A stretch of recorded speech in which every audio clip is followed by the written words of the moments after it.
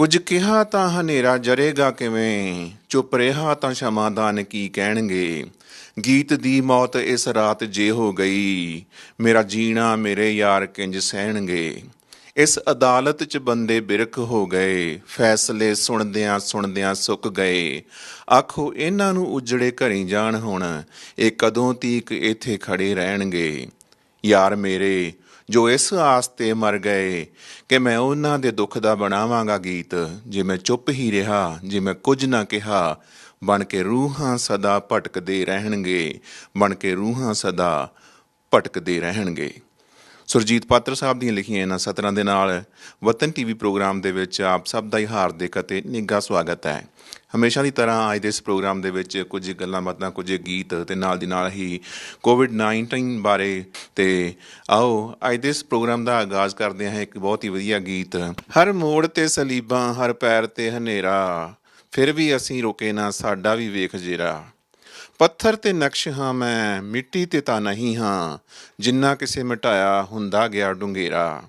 ਇਤਿਹਾਸ ਦੇ ਵਰਕ 'ਤੇ ਵਕਤ ਦੇ ਪਰਾਂ 'ਤੇ ਉਂਗਲਾਂ ਡੁਬੋ ਕੇ ਲਹੂ 'ਚ ਲਿਖਿਆ ਹੈ ਨਾਮ ਤੇਰਾ, ਉਂਗਲਾਂ ਡੁਬੋ ਕੇ ਲਹੂ 'ਚ ਲਿਖਿਆ ਹੈ ਨਾਮ ਤੇਰਾ।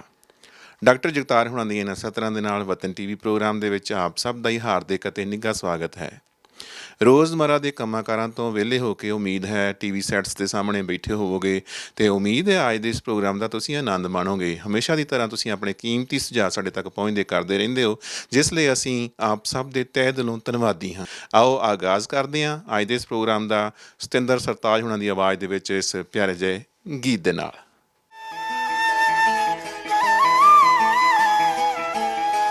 ਹੋਰਾਂ ਦੀ ਹਮਾਇਤ ਜਦੋਂ ਕਰਨ ਲੱਗੋ ਤਾਂ ਉਦੋਂ ਸਮਝੋ ਕਿ ਦਾਤਾ ਨੇ ਸੁਖਾਲੇ ਕਰਤੇ।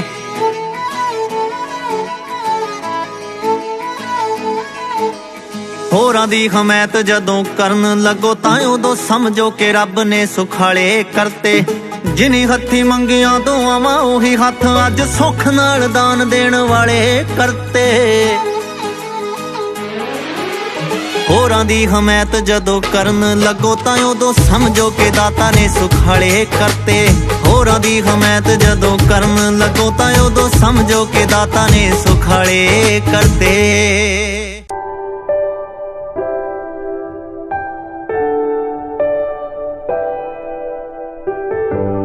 ਪਿਛਲੇ 18 ਸਾਲਾਂ ਤੋਂ ਐਡਮਿੰਟਨ ਵਿੱਚ ਰੈਜ਼ੀਡੈਂਸ਼ੀਅਲ ਅਤੇ ਕਮਰਸ਼ੀਅਲ ਰੀਅਲ ਏਸਟੇਟ ਦੀਆਂ ਸੇਵਾਵਾਂ ਨਿਭਾ ਰਹੇ ਹਰਜੀਤ ਸੰਧੂ ਵੱਲੋਂ ਇੰਸ਼ੋਰੈਂਸ ਦੀਆਂ ਸੇਵਾਵਾਂ ਵੀ ਸ਼ੁਰੂ। Life insurance, critical illness, disability, health and dental group benefits, RRSP, ਬੱਚਿਆਂ ਦੀ RESP, super visa insurance, travel ਅਤੇ ਵਿਜ਼ਿਟਰ ਵੀਜ਼ਾ ਇੰਸ਼ੋਰੈਂਸ ਲਈ ਅੱਜ ਹੀ ਹਰਜੀਤ ਸੰਧੂ ਨੂੰ ਫੋਨ ਕਰੋ 7802333100। For real estate and insurance, remember one name, Harjeet Sandhu, 780 233 3100.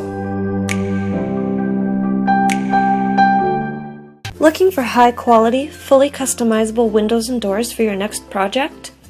Come visit Durabuilt Windows and Doors, where it's all about you. We value service, style, and innovation, and we'll work closely with you to help your vision come to life.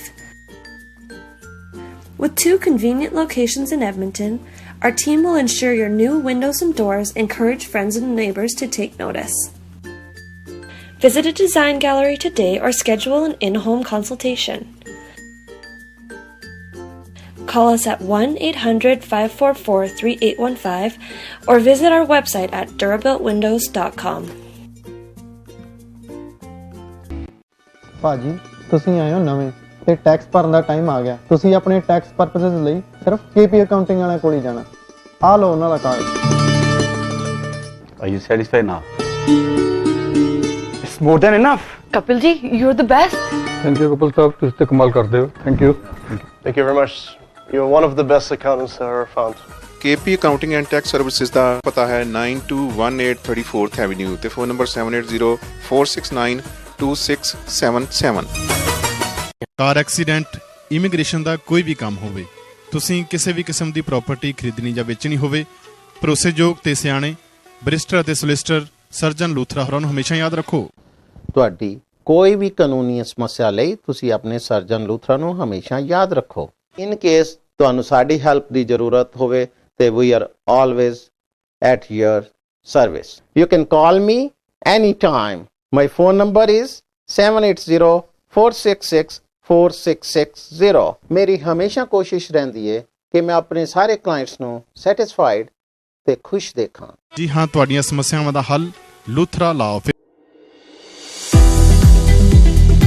ਸਰਬਰਿੰਦਰ ਸਰਾਂ professional corporation accounting ਦੀਆਂ ਕਿਸੇ ਵੀ ਤਰ੍ਹਾਂ ਦੀਆਂ ਭਰੋਸੇਯੋਗ ਸੇਵਾਵਾਂ ਜਿਵੇਂ personal tax returns, corporate tax returns, compilation engagements, review engagements, audit engagements, book keeping, GST returns, payroll, trust and estates, financial planning ਅਤੇ tax ਸੰਬੰਧੀ ਹੋਰ ਸੇਵਾਵਾਂ ਲਈ ਅੱਜ ਹੀ ਸਰਬਰਿੰਦਰ ਸਰਾਂ ਨੂੰ ਫੋਨ ਕਰੋ 7802006362।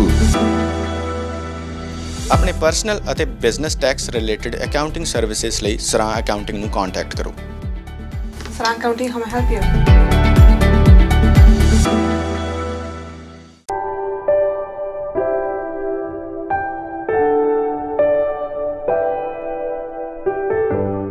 ਗ੍ਰੇਟਰ ਐਡਮੰਟਨ ਰੀਜਨ ਵਿੱਚ ਕਿਸੇ ਵੀ ਕਿਸਮ ਦੀ ਕੋਈ ਪ੍ਰਾਪਰਟੀ ਖਰੀਦਣੀ ਜਾਂ ਵੇਚਣੀ ਹੈ, ਲਾਟ ਲੈ ਕੇ ਆਪਣੇ ਸੁਪਨਿਆਂ ਦਾ ਘਰ ਬਣਾਉਣਾ ਹੈ, ਕਿਸੇ ਵੀ ਬਿਲਡਰ ਤੋਂ ਘਰ ਬੁੱਕ ਕਰਾਉਣਾ ਹੈ ਜਾਂ ਫਿਰ ਮਾਰਗੇਜ ਲੈਣ ਵਿੱਚ ਕੋਈ ਸਮੱਸਿਆ ਹੈ ਤਾਂ ਆਪਣੀ ਕਮਿਊਨਿਟੀ ਦੇ ਰੈਜ਼ੀਡੈਂਸ਼ੀਅਲ ਅਤੇ commercial real estate agent Harjit Sandhu ਨਾਲ 7802333100 ਤੇ ਸੰਪਰਕ ਕਰੋ। Your real estate connection harjeetsandhu.com।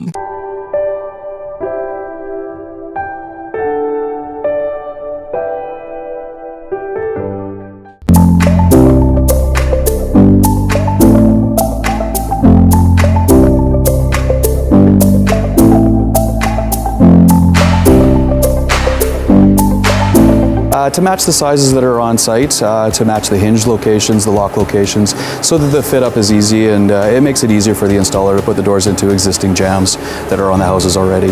I love Edmonton. I want to stay in Edmonton, and we want to help the community and plus Canadian stuff. But definitely we're getting bigger out there, and this is kind of our niche to do these custom projects and make everything look fancy. Lots of people love it. People said, "Oh, that's why the name is Fancy Doors."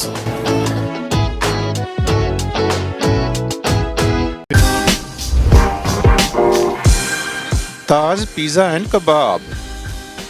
Maharaja banquet hall ਦੇ ਮਾਲਕ ਤਾਰਕ ਚੌਧਰੀ ਵੱਲੋਂ Edmonton ਸ਼ਹਿਰ ਵਿੱਚ ਹੁਣ ਖੋਲ੍ਹ ਦਿੱਤਾ ਗਿਆ ਹੈ ਤਾਜ ਪੀਜ਼ਾ ਐਂਡ ਕਬਾਬ, ਜਿੱਥੋਂ ਤੁਸੀਂ ਹਰ ਪ੍ਰਕਾਰ ਦੇ ਵੈਜੀਟੇਰੀਅਨ ਜਾਂ ਮੀਟ ਵਾਲੇ ਪੀਜ਼ੇ ਤੋਂ ਇਲਾਵਾ ਤਰ੍ਹਾਂ ਦੇ ਸਵਾਦੀ ਕਬਾਬ ਅਤੇ ਚਿਕਨ ਵਿੰਗਸ ਵੀ ਲੈ ਸਕਦੇ ਹੋ। Take out and delivery only. Edmonton ਸ਼ਹਿਰ ਵਿੱਚ ਪੀਜ਼ਾ ਐਂਡ ਕਬਾਬ ਲਈ ਇੱਕ ਹੀ ਨਾਮ, Taj pizza and kebab. Phone number 7803959595 780-395-9595। Food pickup ਲਈ address 9257 34A avenue Edmonton. Taj pizza and ਕਬਾਬ।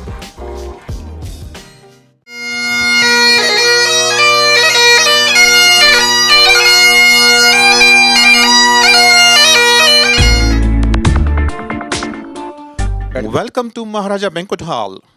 ਜੇਕਰ ਤੁਸੀਂ weddings, receptions, birthday parties, ladies sangeet, corporate events, business lunch, holiday parties, graduation parties ਜਾਂ ਕਿਸੇ ਕਲਚਰਲ ਇਵੈਂਟ ਲਈ ਕਿਸੇ ਵਧੀਆ ਬੈਂਕੁਏਟ ਹਾਲ ਦੀ ਤਲਾਸ਼ ਵਿੱਚ ਹੋ ਤਾਂ ਤਾਰਕ ਚੌਧਰੀ ਹੁਣਾਂ ਵੱਲੋਂ ਖੋਲ੍ਹੇ ਗਏ ਮਹਾਰਾਜਾ ਬੈਂਕੁਏਟ ਹਾਲ ਤੇ ਪਹੁੰਚੋ। ਤਾਰਕ ਚੌਧਰੀ ਹੁਣੀ ਤੁਹਾਡੇ ਲਈ ਡੀਜੇ ਅਤੇ ਡੈਕੋਰੇਸ਼ਨ ਦਾ ਵੀ ਪ੍ਰਬੰਧ ਕਰ ਸਕਦੇ ਹਨ। Maharaja Banquet Hall also has nice dance floors, live food stations, cocktail bar, guest lounge and plenty of parking. ਆਪਣੇ ਅਗਲੇ ਈਵੈਂਟ ਨੂੰ ਯਾਦਗਾਰ ਬਣਾਉਣ ਲਈ ਸੰਪਰਕ ਕਰੋ ਤਾਰਕ ਚੌਧਰੀ ਹੁਣਾਂ ਨਾਲ 7806957200 780-695-7200। ਪਤਾ 9257 34A avenue Edmonton. Maharaja banquet hall. Watan TV presents the significance of today in our history. This day in history, the 23rd of January in the year 1795, War of the First Coalition, French cavalry captures 14 Dutch ships and 850 guns near the port of Den Helder, rare instance of cavalry capturing a fleet. The city of Den Helder was under control of the newly minted Batavian Republic, which replaced the 7 provinces that had been united under the House of Orange, and were each led by a hereditary stadtholder. At least 14 Dutch warships manned by some 5,000 sailors and marines with 850 guns, representing most of what was left of the Dutch fleet, were Orangists and had hoped to join William in England. but had set out too late and become trapped in the tide race between Den Helder and the island of Texel. With them, a number of merchant ships were also trapped. The Dutch at Den Helder sent word that the Orange's ships were trapped, and the Dutch general, William de Winter, fighting for the French, led the 8th Hussars and members of the 15th Line Infantry the 80 kilometers to the port. They arrived in Den Helder on the 22nd of January. Local residents told the French captain in charge of the assault, Louis-Joseph Leheur, that the shallow bay would likely support the weight of the cavalry. On the morning of the 23rd, Leheur had his cavalry, each accompanied by a member of the 15th Infantry, spread out in several lines, with the goal of distributing their weight when they marched across the ice. To hide their approach, the horses had their hooves wrapped with cloth. While most of the cavalry took a position on the dunes overlooking the bay, Leheur sent a smaller group of men to the lead ship, the large Admiral Piet Hein, commanded by Hermanus Reinches. A legend grew that the French had snuck aboard the night before and caught the crew sleeping, but logbooks and diaries from both sides proved that this is a myth. By the time that the Hussars charged across the ice, the Dutch Navy had already recognized the desperation of their position. Even if they were to defeat the oncoming cavalry, there was little hope that the fleet could escape when the French were in control of most of the country. Additionally, several of the ships were under repair, and the ships were frozen in a manner that would make battle difficult. That isn't to say that the French would have an easy time of it, since they would have needed to board the ships as if they were each their own miniature fortress. The Dutch fleet was in an even more awkward position, as Great Britain would have rather seen the fleet destroyed than fall into French hands. The unusual winter had kept the British fleet from accomplishing either capture or destruction. Captain Reinches, who probably already received orders from the Dutch Council of State, which took control of the country following Orange's flight, which officially advised Dutch commanders to cooperate with the French and offer neither combat nor resistance. In the year 1849, Elizabeth Blackwell becomes first woman in the U.S. to earn a medical degree, graduating from New York's Geneva Medical College. Blackwell was born near the English city of Bristol, but emigrated with her family to America in 1832 when she was 11 years old. The family eventually settled in Cincinnati, Ohio, by which time her parents had already made the unusual decision for the time of employing both a governess and private tutors to develop their children's education, including the girls. After working as a teacher for a number of years, Blackwell moved to Philadelphia in 1847.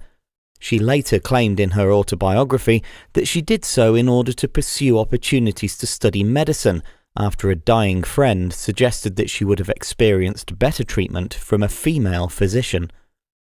As a woman, Blackwell was turned down from numerous medical schools before she was eventually accepted by Geneva Medical College in New York State.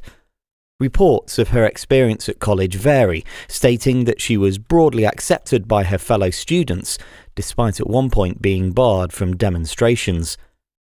Nevertheless, on the 23rd of January 1849, Elizabeth Blackwell graduated first in her class and became the first woman to achieve a medical degree in the United States. Blackwell subsequently moved to Europe, where she hoped to continue her studies. Despite facing yet more opposition due to being a woman, she eventually secured positions in both London and Paris before returning to New York City in 1851. Here she established the New York Infirmary for Women and Children with 2 other female physicians, and she continues to be celebrated as a pioneering woman in the field of medicine. Year 1899, Emilio Aguinaldo is sworn in as president of the First Philippine Republic. It guaranteed the civil liberties of the people. It guaranteed the separation of church and state, and the protection of what we would now call civil and human rights against the abuses of those in power. The First Republic was inaugurated with much celebration and fanfare. After all, it is considered to be the first constitutional republic in Asia. However, just a month earlier, back in December 10th of 1898, Spain formally sold the Philippines to the United States.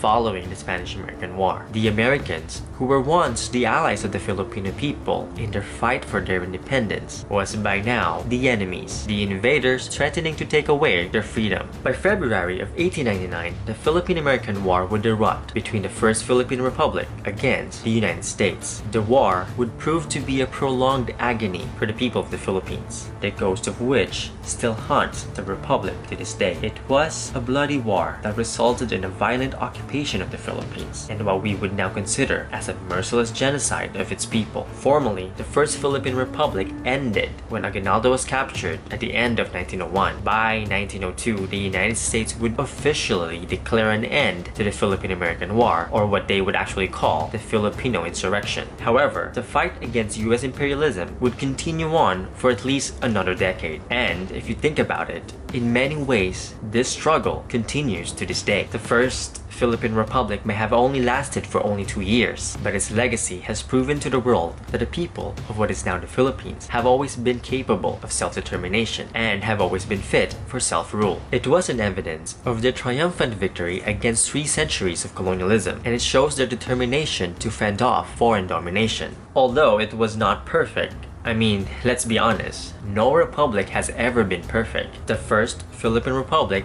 had many of the fundamental elements of a modern-day nation-states and present-day democracies. It had a strong executive branch, a Congress to balance it out, an independent judiciary, its own army, and most of all, it guaranteed the protection of the rights of its people. Its constitution was a testament to the aspirations and the capabilities of the Filipino people for democracy, liberty, and justice. A beautiful reminder that our people are capable of our own greatness, as opposed to being seen as savages and uncivilized by both Spain and the United States. In fact, along with the Filipino Revolution, the First Philippine Republic was a beacon of hope for many colonized and occupied people in Asia. It was an inspiration for many in the region to fight for their freedom and establish their own modern and democratic societies. In the year 1924, after Stanley Baldwin's resignation, Ramsay MacDonald forms Britain's first Labour government, climaxing 24 years of struggle by the Labour Party.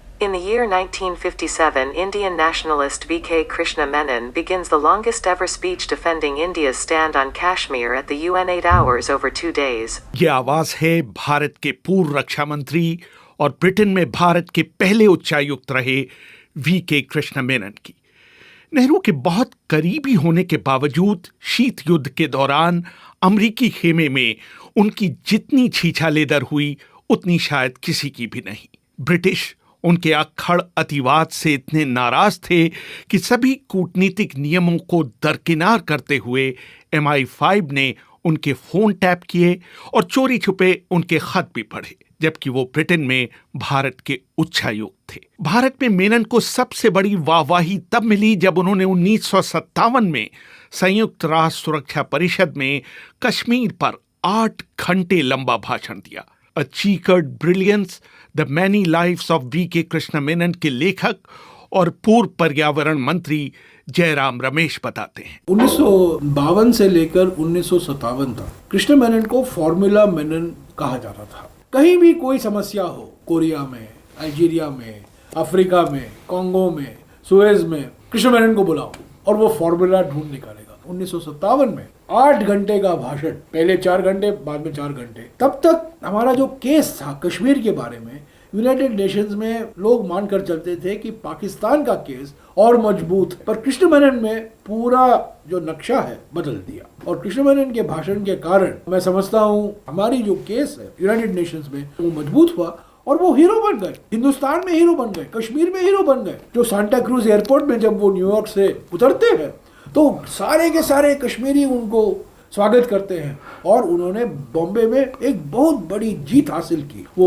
Member of parliament बने लोकसभा। सुरक्षा परिषद की उसी बैठक में जब पाकिस्तान के प्रतिनिधि सर फिरोज खान नून ने कश्मीर में जनमत संग्रह की मांग उठाई तो कृष्ण मेनन ने खड़े होकर अध्यक्ष की तरफ देखते हुए चिल्लाकर कहा, प्लेबिसाइट, प्लेबिसाइट, प्लेबिसाइट। इन महाशय से पूछिए कि कभी इनके देश ने बैलेट बॉक्स का मुंह भी देखा है। लेकिन ये सही है कि बहुत बड़े बुद्धिजीवी होने के बावजूद मेनन बहुत बड़े तुनुक मिजाज और गुस्सैल शख्स थे, जिनके व्यवहार के बारे में कोई भविष्यवाणी नहीं की जा सकती थी। दोस्तों को भी वो शत्रु बना देते थे। हाँ, ये बात सही है। आर्मी जनरल्स के साथ उनकी अच्छी संबंध नहीं रही 1960 के बाद, और उसका नतीजा 1962 में हमें देखने को मिला। और देखिए, जमाना अलग था फजल जी। आज के जमाना जो है और तब के जमाने में जमीन आसमान का फर्क है। तब सफेदों का जमाना था, अमेरिका, इंग्लैंड, फ्रांस, रूस, और एक ये काला व्यक्ति उठकर बोलता है, मैं बोलूंगा, मेरे विचार को सुनिए, मेरे नजरिए से सुनिए। तो ये voice of the newly emerging countries, तो ये अमेरिका और इंग्लैंड को पसंद नहीं था। वो कहते हैं नॉन अलाइनमेंट, हम रूस के साथ नहीं है, हम अमेरिका के साथ नहीं है, हमारी आवाज स्वतंत्र आवाज होगी। दूसरों के बारे में तुरंत कोई राय बनाना कृष्ण मेनन की शख्सियत का हिस्सा था। इस समय अरिजोना, अमेरिका में रह रही कृष्ण मेनन की पौत्री जानकी राम बताती हैं। I don't think he was particularly bad at judging people, and I think yes, he was extremely intolerant of people who he thought who didn't get what he was trying to say or do. मैं नहीं समझती कि दूसरों को परखने की मेनन की क्षमता में कोई खोट था, लेकिन वो किसी शख्स को या तो पसंद करते थे या नापसंद। लेकिन इसका मतलब ये नहीं कि जिन्हें वो नापसंद करते थे वह उनके पीछे ही पड़ जाते थे। हाँ, वो उनसे थोड़ी दूरी जरूर बना लेते थे। वो उन लोगों से घिरे रहना पसंद करते थे जिन्हें वो पसंद करते थे। जनसंपर्क के मामले में वो नीरे अनाड़ी थे। उनका मानना था कि जनसंपर्क के बजाय काम करना बेहतर विकल्प है। मेनन जब 1924 में पढ़ाई करने इंग्लैंड गए थे तो सोच कर गए थे कि 6 महीने बाद भारत वापस लौट आएंगे, लेकिन लंदन में उन्होंने पूरे 28 साल बिताए। लंदन स्कूल ऑफ इकोनॉमिक्स में वो प्रोफेसर हारोल्ड लास्की के खास शिष्य थे। भारत की आजादी के प्रति मेनन की प्रतिबद्धता किस हद तक थी, इसका अंदाजा मशहूर पत्रकार राज थापर की बताई इस कहानी से लगाया जा सकता है। अपनी आत्मकथा ऑल दीज ईयर्स में राज थापर लिखती हैं। एक बार कृष्ण मेनन मेरे पति रोमेश थापर से मिलने हमारे घर आए। मेरे पिता ने दरवाजा खोला और मेनन को अंदर आने के लिए कहा।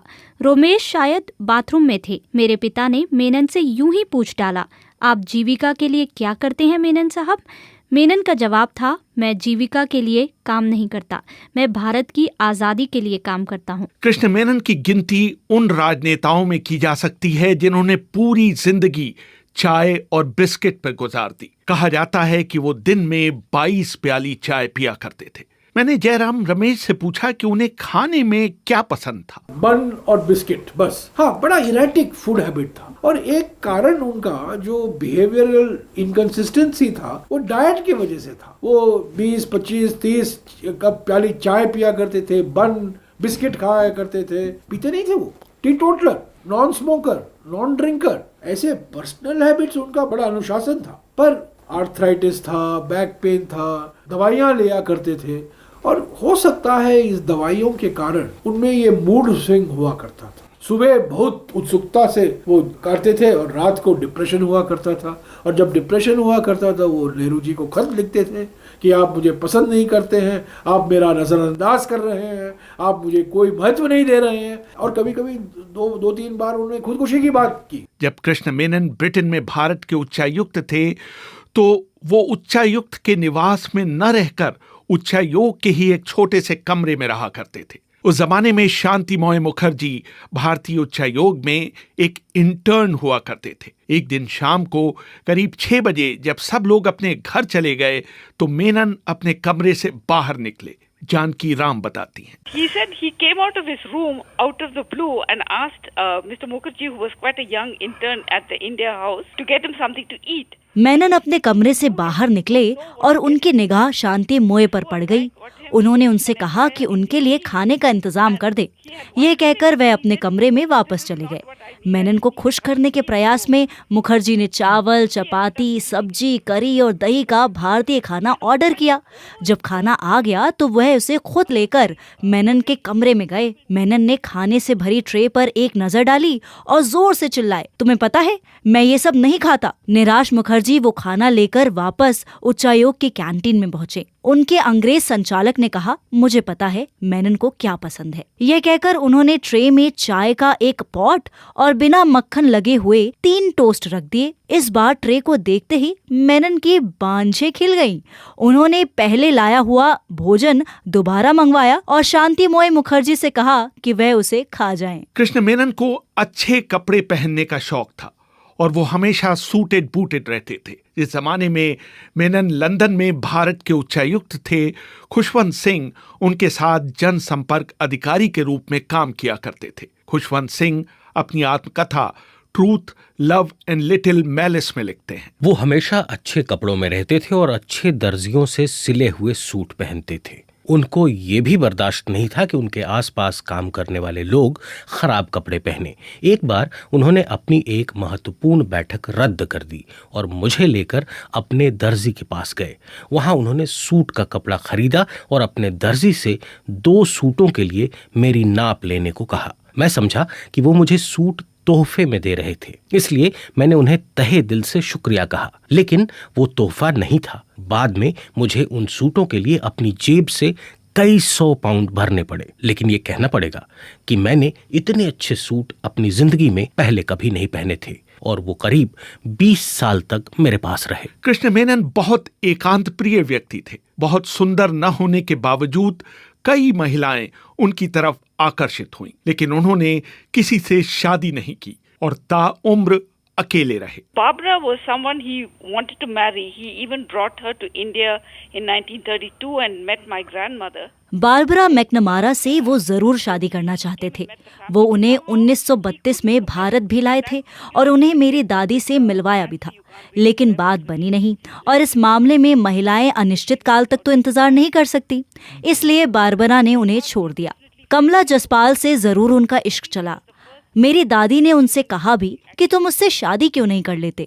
उनका जवाब था कि वे शादी के फंदे से बहुत मुश्किल से बचकर आए हैं और उस मुसीबत में दोबारा नहीं पड़ना चाहते। दूसरे, उन दोनों के बीच उम्र का करीब 30 साल का अंतर था, लेकिन वे बहुत ही बुद्धिमान और सुंदर महिला थी। दिलचस्प बात यह है कि केरल के जिस कोझिकोड शहर में पुर्तगाल के वास्को डिगामा ने 1498 में पहली बार कदम रखा था, उसी कोझिकोड में जन्मे कृष्ण मेनन ने 450 साल बाद गोवा से पुर्तगालियों को हटाने में महत्वपूर्ण भूमिका निभाई। गोवा का जो लिबरेशन है 18 दिसंबर 1961 में, उसको रूप देना, नेतृत्व करना, पंडित जी थोड़ा सावधानी के साथ चलना चाहते थे, क्योंकि पोर्चुगल एक नेटो एलाई था अमेरिका का।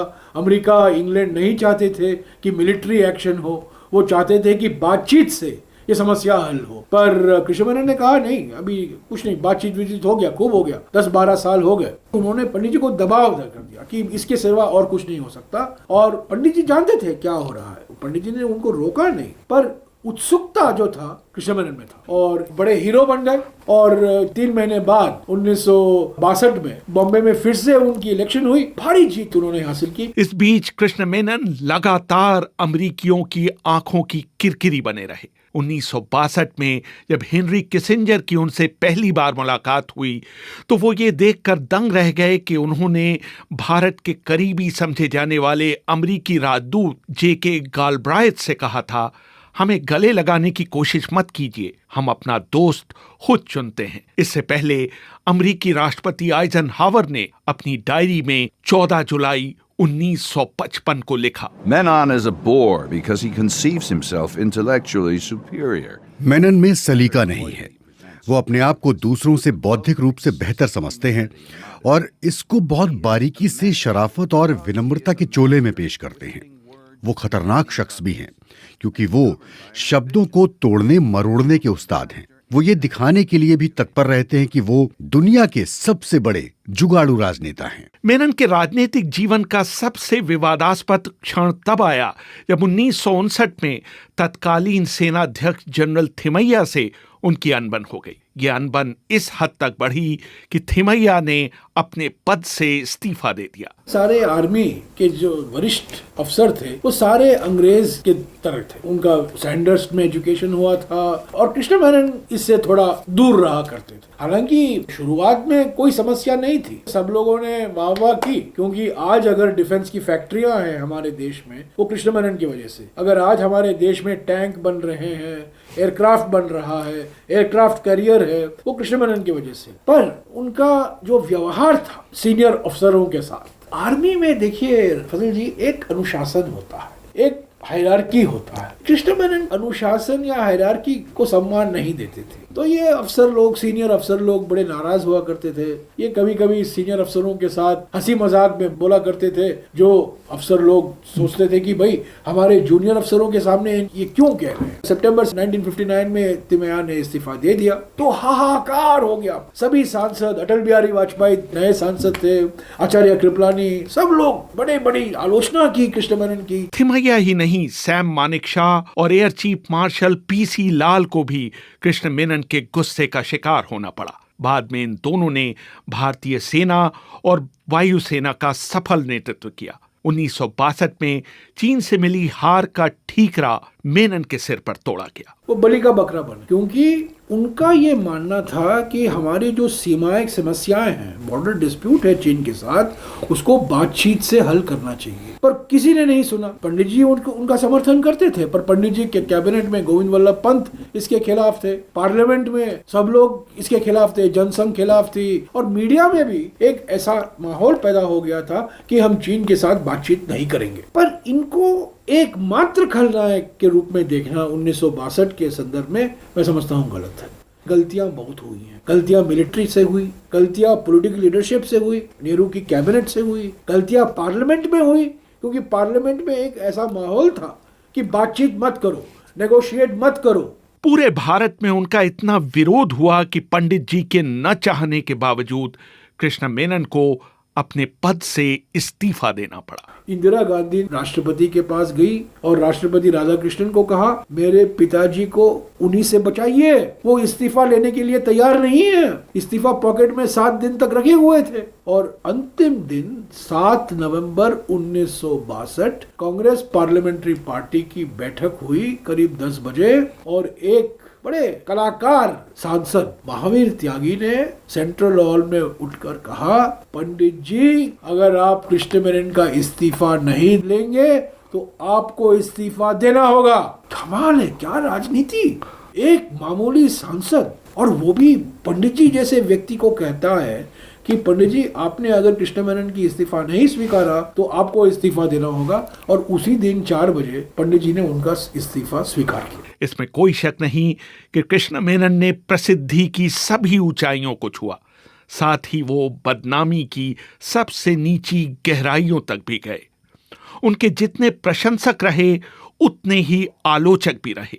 वॉल्ट विटमैन की एक पंक्ति उन पर पूरी तरह लागू होती है, I am large, I contain multitudes, यानी मैं व्यापक हूं और मुझ में बहुत कुछ समाहित है। ਦੋਸਤੋ ਵਤਨ ਟੀਵੀ ਪ੍ਰੋਗਰਾਮ ਦੇ ਪਿਛਲੇ ਪ੍ਰੋਗਰਾਮਾਂ ਦੇ ਵਿੱਚ ਤੁਸੀਂ ਟਿਪਸ ਸੁਣਦੇ ਆ ਰਹੇ ਹੋ ਲਾਇਰ ਸਰਜਨ ਲੂਥਰਾ ਹੁਣਾਂ ਦੀ ਜ਼ੁਬਾਨੀ। ਅੱਜ ਇੱਕ ਫੇਰ ਹੋਰ ਟੌਪਿਕ ਲੈ ਕੇ ਹਾਜ਼ਰ ਹਾਂ। ਅਲਬਰਟਾ ਦੇ ਵਿੱਚ ਆਇਲ ਦੀ ਵਜ੍ਹਾ ਕਰਕੇ ਕੁਝ ਕੰਪਨੀਆਂ ਜਿਹੜੀਆਂ ਨੇ ਉਹ ਬੈਂਕਰਪਟ ਹੋ ਰਹੀਆਂ ਨੇ, ਉਹਦੇ ਬਾਰੇ ਗੱਲਬਾਤ ਕਰਦੇ ਹਾਂ। ਲੂਥਰਾ ਸਾਹਿਬ ਇਹਦੇ ਬਾਰੇ ਥੋੜੀ ਜਿਹੀ ਵਿਸਥਾਰ ਦੇ ਨਾਲ ਗੱਲਬਾਤ ਦੱਸੋ। ਜਿਹੜੀਆਂ ਕੰਪਨੀਆਂ ਬੈਂਕਰਪਟ ਹੋ ਰਹੀਆਂ ਨੇ, ਕਿਉਂ ਹੋ ਰਹੀਆਂ ਨੇ, ਉਹਦਾ ਹੱਲ ਕੀ ਹੈ? ਹਾਂਜੀ ਜੀ, ਤੁਹਾਨੂੰ ਵੀ ਪਤਾ ਹੈ ਕਿ ਅਲਬਰਟਾ 'ਚ ਆਇਲ ਦੀ ਬਹੁਤ ਪ੍ਰੋਬਲਮ ਹੈਗੀ। ਆਇਲ ਦੀਆਂ ਪ੍ਰਾਈਜ਼ਾਂ ਗਿਣਨ ਕਰਕੇ, ਉਹਦੇ ਕਰਕੇ ਕਈ ਕੰਪਨੀਆਂ ਨੇ ਸਫਰ ਕਰ ਰਹੇ ਨੇ, ਫਾਈਨੈਂਸ਼ੀਅਲੀ ਸਫਰ ਕਰਦੇ ਨੇ, ਉਹਨਾਂ ਕੋਲ ਕੋਈ ਚੋਇਸ ਨਹੀਂ ਹੈਗਾ। ਮਗਰ ਜੇ ਉਹਨਾਂ ਨੂੰ ਕਿਸੇ ਇਸ ਬਾਰੇ ਵੀ ਹੈਲਪ ਦੀ ਜ਼ਰੂਰਤ ਪਵੇ ਤਾਂ ਅਸੀਂ ਆਲਵੇਜ਼ ਵੈਲਕਮ ਕਰਦੇ ਹਾਂ ਉਹਨਾਂ ਦਾ। They can call me at 7804664660 ਤੇ। ਕਾਰ ਐਕਸੀਡੈਂਟ, ਇਮੀਗ੍ਰੇਸ਼ਨ ਦਾ ਕੋਈ ਵੀ ਕੰਮ ਹੋਵੇ, ਤੁਸੀਂ ਕਿਸੇ ਵੀ ਕਿਸਮ ਦੀ ਪ੍ਰਾਪਰਟੀ ਖਰੀਦਣੀ ਜਾਂ ਵੇਚਣੀ ਹੋਵੇ, ਭਰੋਸੇਯੋਗ ਤੇ ਸਿਆਣੇ ਬੈਰਿਸਟਰ ਅਤੇ ਸੋਲਿਸਿਟਰ ਸਰਜਨ ਲੂਥਰਾ ਹੋਰਾਂ ਨੂੰ ਹਮੇਸ਼ਾ ਯਾਦ ਰੱਖੋ। ਤੁਹਾਡੀ ਕੋਈ ਵੀ ਕਾਨੂੰਨੀ ਸਮੱਸਿਆ ਲਈ ਤੁਸੀਂ ਆਪਣੇ ਸਰਜਨ ਲੂਥਰਾ ਨੂੰ ਹਮੇਸ਼ਾ ਯਾਦ ਰੱਖੋ। ਇਨ ਕੇਸ ਤੁਹਾਨੂੰ ਸਾਡੀ ਹੈਲਪ ਦੀ ਜ਼ਰੂਰਤ ਹੋਵੇ ਤੇ we are always at your service. You can call me any time. My phone number is 7804664660। ਮੇਰੀ ਹਮੇਸ਼ਾ ਕੋਸ਼ਿਸ਼ ਰਹਿੰਦੀ ਹੈ ਕਿ ਮੈਂ ਆਪਣੇ ਸਾਰੇ ਕਲਾਇੰਟਸ ਨੂੰ ਸੈਟੀਸਫਾਈਡ ਤੇ ਖੁਸ਼ ਦੇਖਾਂ। ਜੀ ਹਾਂ, ਤੁਹਾਡੀਆਂ ਸਮੱਸਿਆਵਾਂ ਦਾ ਹੱਲ ਲੂਥਰਾ ਲਾ office. Looking for high-quality, fully customizable windows and doors for your next project? Come visit Durable Windows and Doors, where it's all about you. We value service, style, and innovation, and we'll work closely with you to help your vision come to life. With 2 convenient locations in Edmonton, our team will ensure your new windows and doors encourage friends and neighbors to take notice. Visit a design gallery today or schedule an in-home consultation. call us at 1-800-544-3815 or visit our website at durabuiltwindows.com.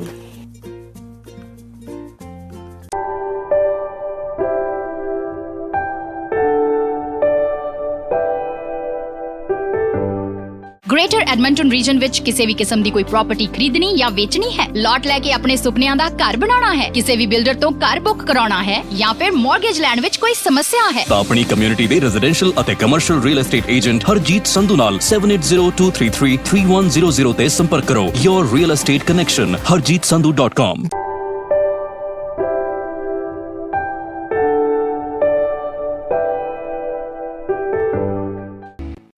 ਭਾਜੀ ਤੁਸੀਂ ਆਏ ਹੋ ਨਵੇਂ ਤੇ tax ਭਰਨ ਦਾ time ਆ ਗਿਆ। ਤੁਸੀਂ ਆਪਣੇ ਟੈਕਸ ਪਰਪਸਸ ਲਈ ਸਿਰਫ KP ਅਕਾਊਂਟਿੰਗ ਵਾਲਿਆਂ ਕੋਲ ਹੀ ਜਾਣਾ। ਆ ਲਓ ਉਹਨਾਂ ਦਾ card. Are you satisfied now? It's more than enough. Kapil ji, you're the best. Thank you, Kapil sahab. ਤੁਸੀਂ ਤੇ ਕਮਾਲ ਕਰਦੇ ਹੋ। Thank you. Thank you very much. You're one of the best accountants I ever found.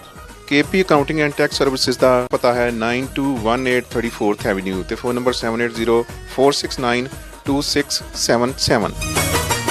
Car accident, immigration ਦਾ ਕੋਈ ਵੀ ਕੰਮ ਹੋਵੇ, ਤੁਸੀਂ ਕਿਸੇ ਵੀ ਕਿਸਮ ਦੀ ਪ੍ਰਾਪਰਟੀ ਖਰੀਦਣੀ ਜਾਂ ਵੇਚਣੀ ਹੋਵੇ, ਭਰੋਸੇਯੋਗ ਤੇ ਸਿਆਣੇ ਬਰਿਸਟਰ ਅਤੇ ਸੋਲਿਸਿਟਰ ਸਰਜਨ ਲੂਥਰਾ ਹੋਰਾਂ ਨੂੰ ਹਮੇਸ਼ਾ ਯਾਦ ਰੱਖੋ। ਤੁਹਾਡੀ ਕੋਈ ਵੀ ਕਾਨੂੰਨੀ ਸਮੱਸਿਆ ਲਈ ਤੁਸੀਂ ਆਪਣੇ ਸਰਜਨ ਲੂਥਰਾ ਨੂੰ ਹਮੇਸ਼ਾ ਯਾਦ ਰੱਖੋ। ਇਨ ਕੇਸ ਤੁਹਾਨੂੰ ਸਾਡੀ ਹੈਲਪ ਦੀ ਜ਼ਰੂਰਤ ਹੋਵੇ ਤੇ we are always at your service. You can call me any time. My phone number is 7804664660। ਮੇਰੀ ਹਮੇਸ਼ਾ ਕੋਸ਼ਿਸ਼ ਰਹਿੰਦੀ ਹੈ ਕਿ ਮੈਂ ਆਪਣੇ ਸਾਰੇ ਕਲਾਇੰਟਸ ਨੂੰ ਸੈਟੀਸਫਾਈਡ ਤੇ ਖੁਸ਼ ਦੇਖਾਂ। ਜੀ ਹਾਂ, ਤੁਹਾਡੀਆਂ ਸਮੱਸਿਆਵਾਂ ਦਾ ਹੱਲ ਲੂਥਰਾ ਲਾ ਆਫਿਸ।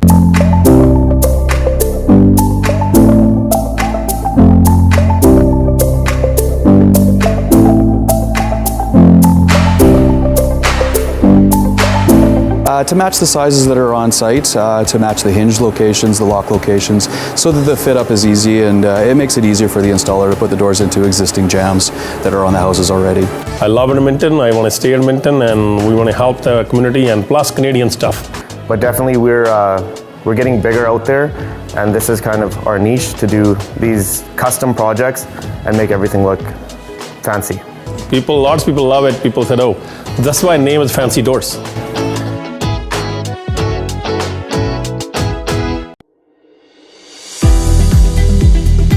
ਸਰਬਰਿੰਦਰ ਸਰਾਂ ਪ੍ਰੋਫੈਸ਼ਨਲ ਕਾਰਪੋਰੇਸ਼ਨ ਅਕਾਊਂਟਿੰਗ ਦੀਆਂ ਕਿਸੇ ਵੀ ਤਰ੍ਹਾਂ ਦੀਆਂ ਭਰੋਸੇਯੋਗ ਸੇਵਾਵਾਂ ਜਿਵੇਂ personal tax returns, corporate tax returns, compilation engagements, review engagements, audit engagements, book keeping, GST returns, payroll, trust and estates, financial planning ਅਤੇ ਟੈਕਸ ਸੰਬੰਧੀ ਹੋਰ ਸੇਵਾਵਾਂ ਲਈ ਅੱਜ ਹੀ ਸਰਬਰਿੰਦਰ ਸਰਾਂ ਨੂੰ ਫੋਨ ਕਰੋ 7802006362।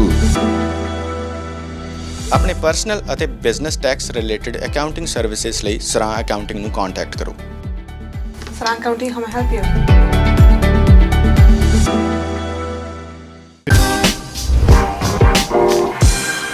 ਤਾਜ pizza and kebab. Maharaja banquet hall ਦੇ ਮਾਲਕ ਤਾਰਕ ਚੌਧਰੀ ਵੱਲੋਂ ਐਡਮਿੰਟਨ ਸ਼ਹਿਰ ਵਿੱਚ ਹੁਣ ਖੋਲ੍ਹ ਦਿੱਤਾ ਗਿਆ ਹੈ ਤਾਜ ਪੀਜ਼ਾ ਐਂਡ ਕਬਾਬ, ਜਿੱਥੋਂ ਤੁਸੀਂ ਹਰ ਪ੍ਰਕਾਰ ਦੇ ਵੈਜੀਟੇਰੀਅਨ ਜਾਂ ਮੀਟ ਵਾਲੇ ਪੀਜ਼ੇ ਤੋਂ ਇਲਾਵਾ ਤਰ੍ਹਾਂ ਦੇ ਸਵਾਦੀ ਕਬਾਬ ਅਤੇ ਚਿਕਨ ਵਿੰਗਸ ਵੀ ਲੈ ਸਕਦੇ ਹੋ। Take out and delivery only. Edmonton ਸ਼ਹਿਰ ਵਿੱਚ ਪੀਜ਼ਾ ਐਂਡ ਕਬਾਬ ਲਈ ਇੱਕ ਹੀ ਨਾਮ, Taj pizza and kebab. Phone number 7803959595 780 395 9595। Food pickup ਲਈ address 9257 34A Avenue, Edmonton. Taj Pizza and Kebab.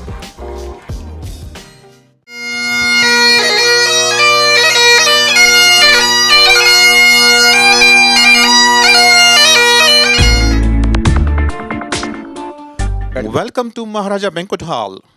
ਜੇਕਰ ਤੁਸੀਂ weddings, receptions, birthday parties, ladies sangeet, corporate events, business lunch, holiday parties, graduation parties ਜਾਂ ਕਿਸੇ cultural event ਲਈ ਕਿਸੇ ਵਧੀਆ ਬੈਂਕੁਏਟ ਹਾਲ ਦੀ ਤਲਾਸ਼ ਵਿੱਚ ਹੋ ਤਾਂ ਤਾਰਕ ਚੌਧਰੀ ਹੁਣਾਂ ਵੱਲੋਂ ਖੋਲ੍ਹੇ ਗਏ ਮਹਾਰਾਜਾ ਬੈਂਕੁਏਟ ਹਾਲ ਤੇ ਪਹੁੰਚੋ। ਤਾਰਕ ਚੌਧਰੀ ਹੁਣੀ ਤੁਹਾਡੇ ਲਈ DJ ਅਤੇ ਡੈਕੋਰੇਸ਼ਨ ਦਾ ਵੀ ਪ੍ਰਬੰਧ ਕਰ ਸਕਦੇ ਹਨ। Maharaja Banquet Hall also has nice dance floors, live food stations, cocktail bar, guest lounge, and plenty of parking. ਆਪਣੇ ਅਗਲੇ ਈਵੈਂਟ ਨੂੰ ਯਾਦਗਾਰ ਬਣਾਉਣ ਲਈ ਸੰਪਰਕ ਕਰੋ ਤਾਰਕ ਚੌਧਰੀ ਹੁਣਾਂ ਨਾਲ 7806957200 780 695 7200 ਪਤਾ 9257 34A Avenue, Edmonton. Maharaja Banquet Hall.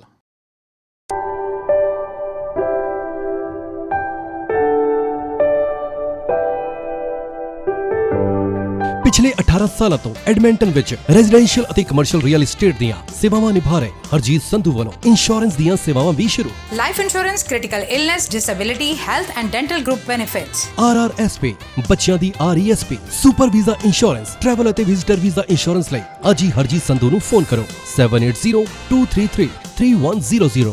For real estate and insurance, remember one name, Harjeet Sandhu, 780 233 3100.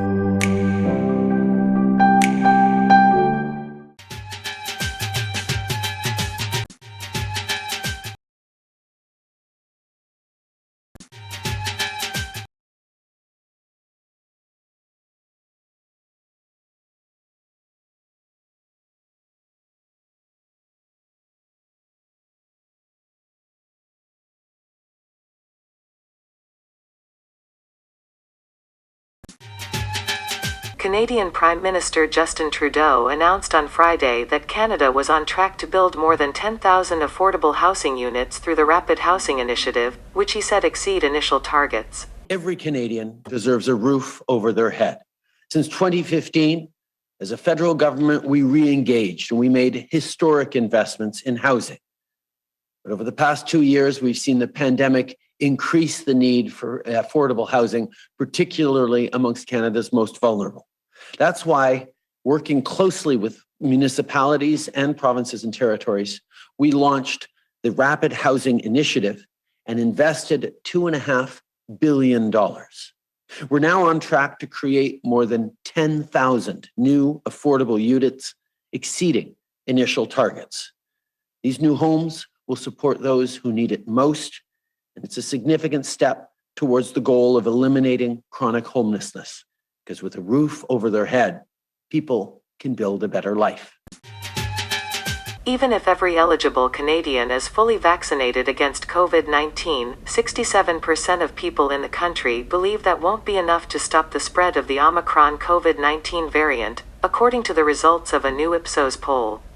The intensive care unit at Toronto's Humber River Hospital is dealing with two types of patients, those unvaccinated against COVID-19 and the immunocompromised, but staff are also feeling the strain. During the first 2 years of the pandemic, around 500 workers there caught COVID-19, though, with Omicron, they've seen 700 infections in January alone.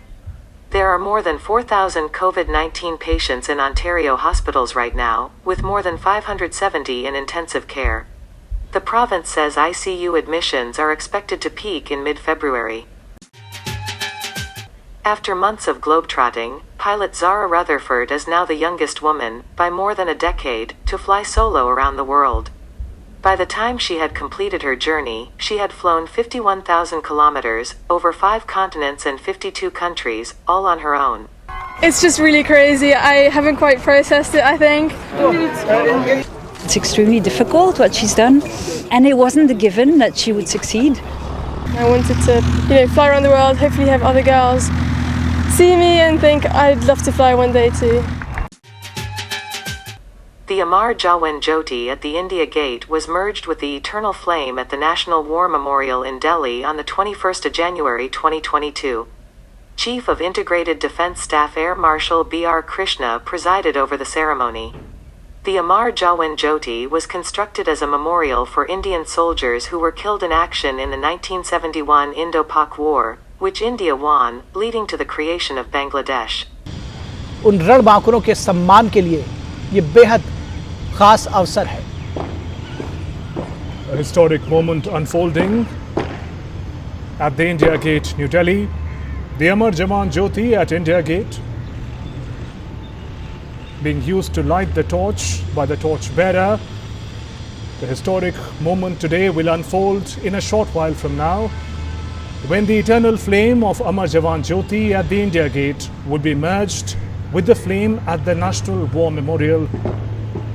This very historic ceremony is being presided over by CISC Air Marshal Balbhadra Radhakrishna, paying his respects at the National War Memorial.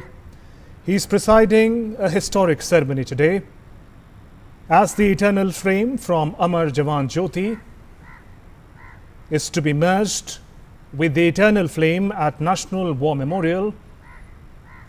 Moments ago, Air Marshal B.R. Krishna paid his respects at Amar Jawan Jyoti. A special torch was lit from the eternal flames of Amar Jawan Jyoti. It was carried by a contingent to the premises of National War Memorial.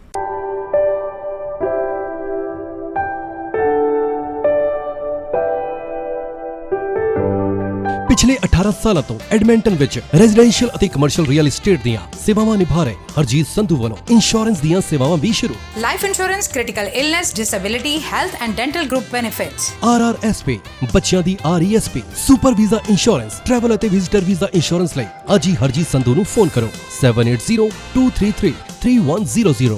For real estate and insurance, remember one name, Harjeet Sandhu, 780 233 3100.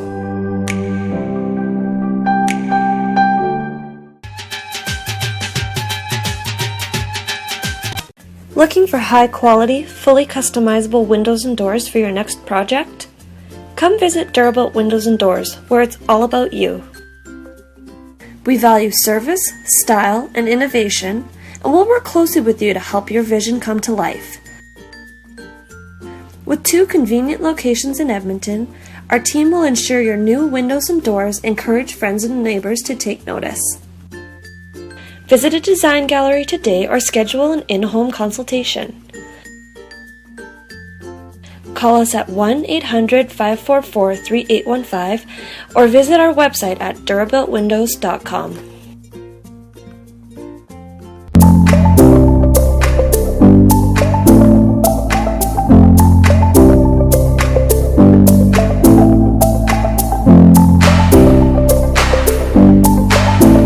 To match the sizes that are on site, to match the hinge locations, the lock locations, so that the fit up is easy, and it makes it easier for the installer to put the doors into existing jambs that are on the houses already.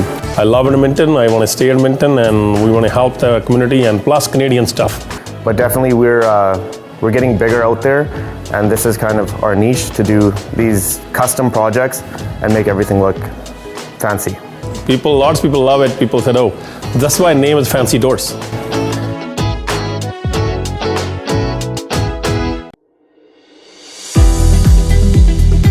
ਸਰਬਰਿੰਦਰ ਸਰਾਂ professional corporation accounting ਦੀਆਂ ਕਿਸੇ ਵੀ ਤਰ੍ਹਾਂ ਦੀਆਂ ਭਰੋਸੇਯੋਗ ਸੇਵਾਵਾਂ ਜਿਵੇਂ personal tax returns, corporate tax returns, compilation engagements, review engagements, audit engagements, book keeping, GST returns, payroll, trust and estates, financial planning ਅਤੇ tax ਸੰਬੰਧੀ ਹੋਰ ਸੇਵਾਵਾਂ ਲਈ ਅੱਜ ਹੀ ਸਰਬਰਿੰਦਰ ਸਰਾਂ ਨੂੰ ਫੋਨ ਕਰੋ 7802006362।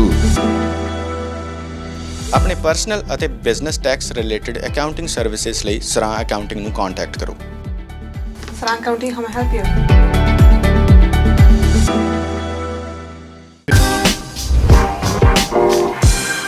ਤਾਜ pizza and kebab Maharaja banquet hall ਦੇ ਮਾਲਕ ਤਾਰਕ ਚੌਧਰੀ ਵੱਲੋਂ ਐਡਮਿੰਟਨ ਸ਼ਹਿਰ ਵਿੱਚ ਹੁਣ ਖੋਲ੍ਹ ਦਿੱਤਾ ਗਿਆ ਹੈ ਤਾਜ pizza and kebab,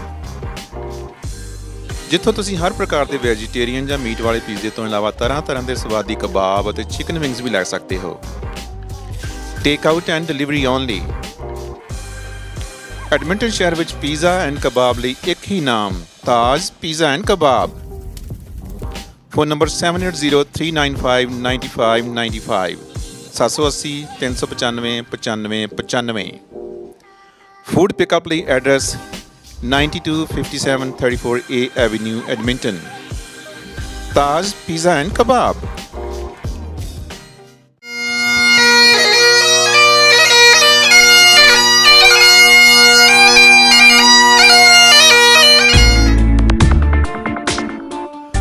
Welcome to Maharaja Banquet Hall. ਜੇਕਰ ਤੁਸੀਂ weddings, receptions, birthday parties, lady sangeet, corporate events, business lunch, holiday parties, graduation parties ਜਾਂ ਕਿਸੇ ਕਲਚਰਲ ਇਵੈਂਟ ਲਈ ਕਿਸੇ ਵਧੀਆ ਬੈਂਕੁਏਟ ਹਾਲ ਦੀ ਤਲਾਸ਼ ਵਿੱਚ ਹੋ ਤਾਂ ਤਾਰਕ ਚੌਧਰੀ ਹੁਣਾਂ ਵੱਲੋਂ ਖੋਲ੍ਹੇ ਗਏ ਮਹਾਰਾਜਾ ਬੈਂਕੁਏਟ ਹਾਲ 'ਤੇ ਪਹੁੰਚੋ। ਤਾਰਕ ਚੌਧਰੀ ਹੁਣੀ ਤੁਹਾਡੇ ਲਈ ਡੀਜੇ ਅਤੇ ਡੈਕੋਰੇਸ਼ਨ ਦਾ ਵੀ ਪ੍ਰਬੰਧ ਕਰ ਸਕਦੇ ਹਨ। Maharaja banquet hall also has nice dance floors, live food stations, cocktail bar, guest lounge and plenty of parking. ਆਪਣੇ ਅਗਲੇ ਈਵੈਂਟ ਨੂੰ ਯਾਦਗਾਰ ਬਣਾਉਣ ਲਈ ਸੰਪਰਕ ਕਰੋ ਤਾਰਕ ਚੌਧਰੀ ਹੁਣਾਂ ਨਾਲ 7806957200 780 695 7200 ਪਤਾ 9257 34A Avenue, Edmonton. Maharaja banquet ਹਾਲ।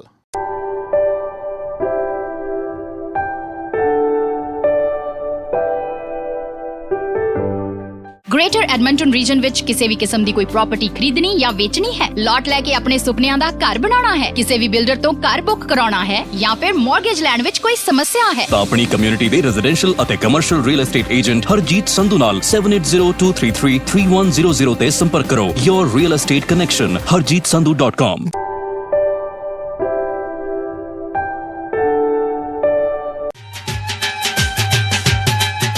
ਸੁਰਜੀਤ ਪਾਤਰ ਸਾਹਿਬ ਲਿਖਦੇ ਨੇ, ਡੂੰਘੇ ਵੈਣਾਂ ਦਾ ਕੀ ਮਿਣਨਾ, ਤਖਤ ਦੇ ਪਾਵੇ ਮਿਣੀਏ, ਜਦ ਤੱਕ ਉਹ ਲਾਸ਼ਾਂ ਗਿਣਦੇ ਨੇ ਆਪਾਂ ਵੋਟਾਂ ਗਿਣੀਏ। ਚੋਣ ਨਿਸ਼ਾਨ ਸਿਵਾ ਹੈ ਸਾਡਾ, ਇਸ ਨੂੰ ਬੁਝਣ ਨਾ ਦਈਏ, ਚੁੱਲ੍ਹਿਆਂ ਵਿੱਚੋਂ ਕੱਢ ਕੱਢ ਲੱਕੜਾਂ ਇਸ ਦੀ ਅੱਗ ਵਿੱਚ ਚਿਣੀਏ। ਜਿਸ ਦੀ ਡਾਲ ਟੁੱਟੇ ਉਹ ਰੋਂਦਾ, ਬਾਕੀ ਜੰਗਲ ਚੋਪੇ, ਰੋਈ ਨਹੀਂ ਇਸ ਜੰਗਲ ਨੂੰ ਤੂੰ ਬਰਸੀ ਨਹੀਂ ਕਿਣ ਮਿਣੀਏ, ਰੋਈ ਨਹੀਂ ਇਸ ਜੰਗਲ ਨੂੰ ਤੂੰ ਬਰਸੀ ਨਹੀਂ ਕਿਣ ਮਿਣੀਏ। ਦੋਸਤੋ, ਸੁਰਜੀਤ ਪਾਤਰ ਸਾਹਿਬ ਦੀਆਂ ਲਿਖੀਆਂ ਇਹਨਾਂ ਸਤਰਾਂ ਦੇ ਨਾਲ ਅੱਜ ਦਾ ਇਹ ਪ੍ਰੋਗਰਾਮ ਇੱਥੇ ਹੀ ਸਮਾਪਤ ਕਰਨ ਦੀ ਆਗਿਆ ਚਾਹਾਂਗਾ। ਅੱਜ ਦਾ ਪ੍ਰੋਗਰਾਮ ਕਿਵੇਂ ਲੱਗਾ ਜ਼ਰੂਰ ਦੱਸਣਾ। ਤੁਹਾਡੇ ਫੋਨ ਕਾਲਸ ਦੀ ਹਮੇਸ਼ਾ ਦੀ ਤਰ੍ਹਾਂ ਸਾਨੂੰ ਉਡੀਕ ਰਹੇਗੀ। ਬਚਪਨ ਤੇ ਬਚਪਨ ਦੀਆਂ ਖੇਡਾਂ ਭਲਾ ਕੋਈ ਭੁੱਲ ਸਕਦਾ ਹੈ? ਖੇਡਾਂ 'ਚੋਂ ਖੇਡ ਠਾਲ ਜਿਹੜੀ ਅੱਜ ਅਲੋਪ ਹੁੰਦੀ ਜਾ ਰਹੀ ਹੈ। ਇਸ ਖੇਡ ਵਿੱਚ ਕੁੜੀਆਂ ਆਪਣੇ ਮਨ ਦੀਆਂ ਗੱਲਾਂ ਸਹਿਜੇ ਹੀ ਕਹਿ ਜਾਂਦੀਆਂ ਨੇ।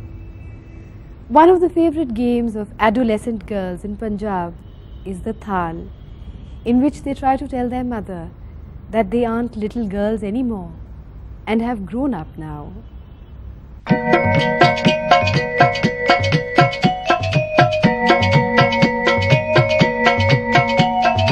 मामा गुत कर दिए भैने चुप कर, मामा ब्याह कर दिए भैने राह कर, मामा जंजे आई दिए भैने कित्थे आई पिपल दे हेठ नाले सौरा नाले जेठ नाले मां दा जवाई खांदा लुच्ची ते कड़ाई, सौंदा लेप ते तलाई, पींदा दुध ते मलाई, पैड़ा रुस रुस जांदा सानू शर्म पिया दवांदा, आल माल होया था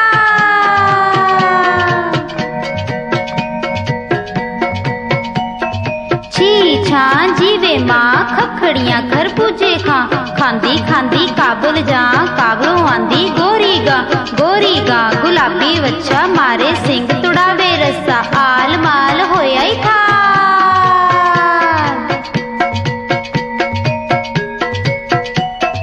खूह विच पौड़ी सस मेरी कौड़ी, सौरा मेरा मिठा लैलपुर डिठा, लैलपुर दियां कुड़ियां आईयां नंद कौर ना आई, नंद कौर दा गिट्टा भज्जा हिंग जवैन लाई, तू ना लाई मैं ना लाई ला गया कसाई, तेरे पेकियां दा नाई तेरे सौरियां दा नाई, मैनू अज खबर आई आल माल होया ही था। कोठे उत्ते रेठड़ा भैन मेरी खेड दी पणवैया मेरा वेखदा, वेख ले वे वेख ले बारी विच बैनिया, छम छम रोनिया, लाला जी दे कपड़े सबून नाल धोनिया, सबून गया उड पुट लैनी पागो मोती चुग, मोतियां दा हार परोया पाबो जी दे गल विच पाया, पाबो मेरी सोहनी मोहनी जी दे मत्थे धोनी, धोनी विच सतारा मैनू अर्जन वीर प्यारा, अर्जन दी वोटी डिठी ए चौला नालों चिट्टी ए, कलियां नालों सोहनी ए पतासियां नालों मिठी ए, कुड़िए थाली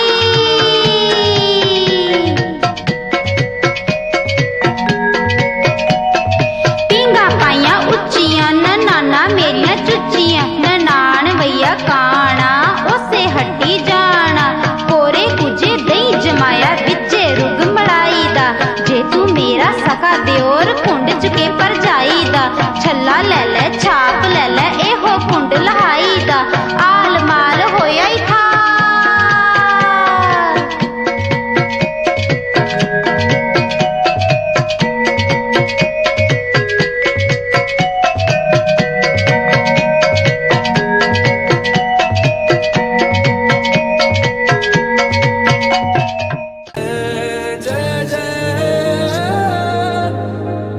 फिर से गाँव में लौटेगी हंसी फिर से शहरों में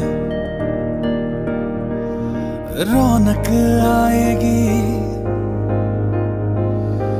ना होगी पाबंदी ना रोक ही कोई इसे साथ सारे यार होंगे बांटेंगे हम खुशियां गम भी हम मिलकर बांटेंगे फिर से होगी सपनों की उड़ान सड़कों पे सब नाचेंगे पटरी पे पहिए भागेंगे गूंजेंगे खेलों के मैदान जो साथ दे दे सारा इंडिया फिर मुस्कुराएगा इंडिया जो साथ दे सारा इंडिया फिर मुस्कुराएगा इंडिया फिर जीत जाएगा इंडिया जो साथ दे सारा इंडिया फिर मुस्कुराएगा इंडिया जो साथ दे सारा इंडिया फिर मुस्कुराएगा इंडिया जो साथ दे सारा इंडिया फिर मुस्कुराएगा इंडिया फिर जीत जाएगा इंडिया फिर मुस्कुराएगा इंडिया जो साथ दे सारा इंडिया फिर मुस्कुराएगा इंडिया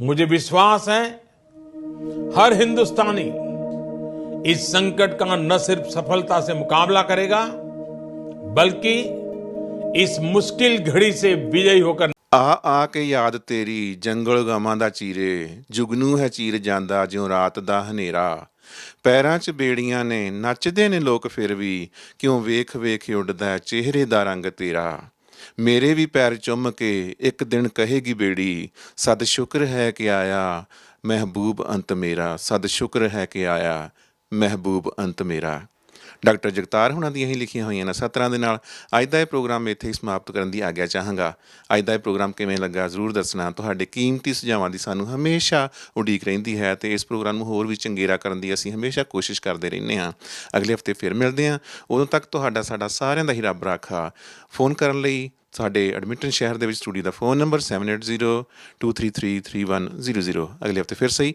ਰੱਬ ਰਾਖਾ